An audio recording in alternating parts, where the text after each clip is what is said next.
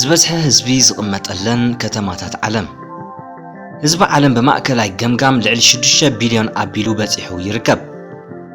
እዚ ኣሃዝ እዚ ብዝለዓለ መልክዑ ንኽቕፅል ተራን እጃምን ሃገራት ኤስያ ዓብ ከም ዝኾነ ሰነዳት ይረድእ።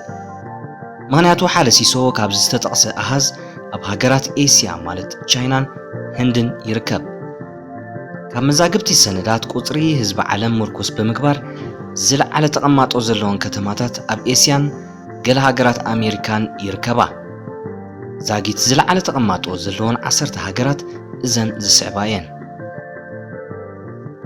ቀዳመይቲ ቶኪዮ ጃፓን 36 ሚልዮን ህዝቢ። ካልእይቲ ሜክሲኮ ሲቲ ሜክሲኮ 19 ሚልዮን።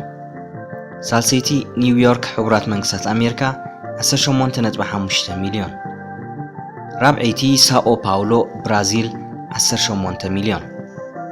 ሓምሸይቲ ሙምባይ ህንዲ 17.8 ሚልዮን። ሻርሸይቲ ደልሂ ህንዲ 14.5 ሚልዮን። ሻውዐይቲ ካልካታ ህንዲ 13.4 ሚልዮን።